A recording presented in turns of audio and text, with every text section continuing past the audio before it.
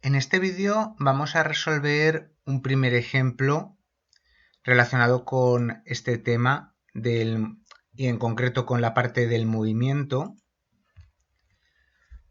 Nos dicen que tenemos tres hermanas que acuden al mismo instituto desde su casa, pero siguen tres caminos diferentes A, B y C.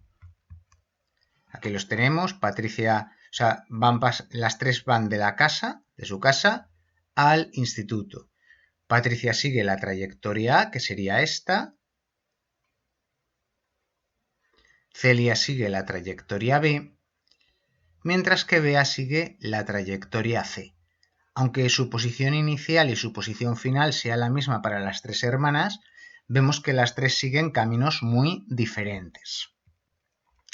Nos preguntan si han realizado la misma trayectoria las tres hermanas, cuál ha sido el desplazamiento en cada caso y también nos dicen luego que un día una de las hermanas se queda a comer, pero las otras dos vuelven a casa por el camino C.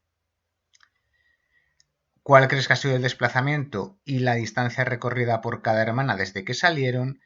Y si en algún caso coinciden desplazamiento y distancia recorrida. Bueno, la primera pregunta, ¿han realizado la misma trayectoria las tres hermanas? Obviamente no. Van de casa al instituto, pero siguiendo caminos diferentes. ¿Cuál ha sido el desplazamiento en cada caso? Pues el desplazamiento ha sido exactamente el mismo. Las tres hermanas han partido de su casa y han acabado en el instituto. Misma posición inicial y mismo punto o posición final. No habrán tardado las tres lo mismo ni se habrán cansado lo mismo, porque el camino que han seguido es diferente. Pero es verdad que al empezar el camino estaban las tres en su casa y al terminar las tres en el instituto. Otra cosa es los rodeos que hayan dado para llegar de casa al instituto. ¿Cuál crees que ha sido el desplazamiento y la distancia recorrida por cada hermana desde que salieron? Bueno, en el caso de Patricia y Celia el desplazamiento es 0, ya que parten de su casa y regresan a ella. Recordemos que nos han dicho que Patricia y Celia regresan a casa para comer. Entonces su posición inicial era su casa y su posición final también es su casa. Desplazamiento 0. En el caso de Bea, que no vuelve a casa, sino que se queda en el instituto a comer, tenemos que calcular el desplazamiento como la longitud del segmento que une su casa con el instituto. ¿De acuerdo? Es decir, el desplazamiento es, o para calcular el desplazamiento, tenemos que tener en cuenta la posición inicial, que es la casa, y la posición final, que es el instituto. En este caso ya no nos importa que Bea haya seguido el camino C. Daría lo mismo si hubiera seguido cualquier otro camino, porque solo nos importa la posición inicial y la posición final.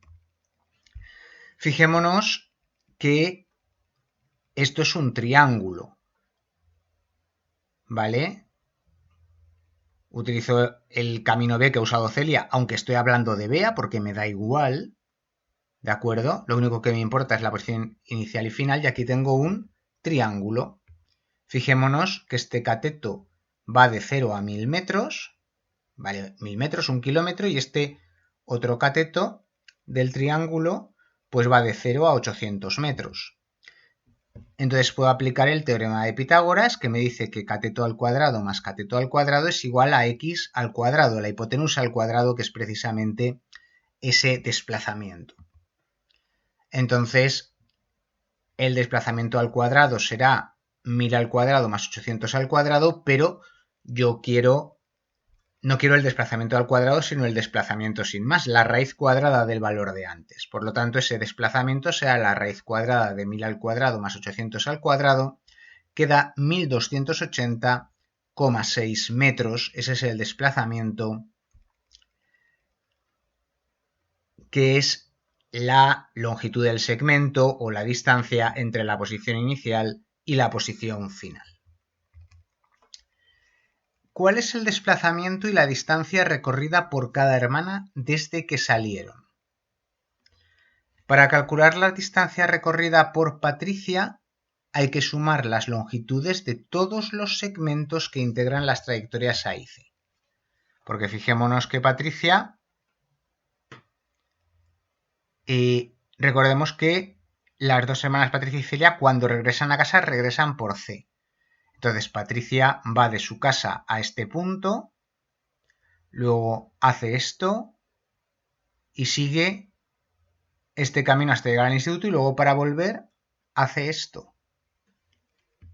¿Vale? Por lo tanto tenemos 800 más 400 más 200 más 200 más 200. Fijémonos que yo me estoy fijando siempre en las trayectorias verticales en el eje Y, pues me fijo en este eje, en las trayectorias horizontales me fijo en este eje, 400, 800 y 1000. Pues tengo que sumar todos estos números y me da un total de una distancia recorrida de 4000 metros. En el caso de Celia, algo parecido. Pues tengo que hacer primero esta, luego esta y luego esta. 1280,6 metros porque esta distancia ya la he calculado en el apartado anterior. 800 metros y 1000 metros. 3080,6 metros. No es sorprendente.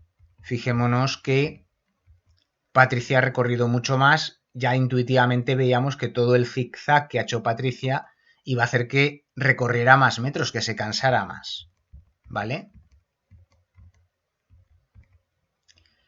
Y la distancia recorrida por Bea, que no vuelve a casa, pues es simplemente esta distancia más esta distancia. 1000 más 800.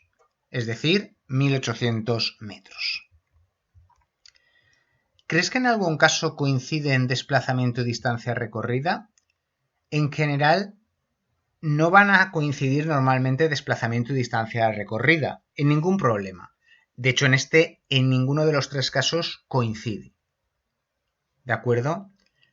Solo si consideramos únicamente el trayecto de ida de Celia desde su casa hasta el instituto, el camino B, coinciden desplazamiento y distancia recorrida, ya que la trayectoria es rectilínea y sin cambios de sentido.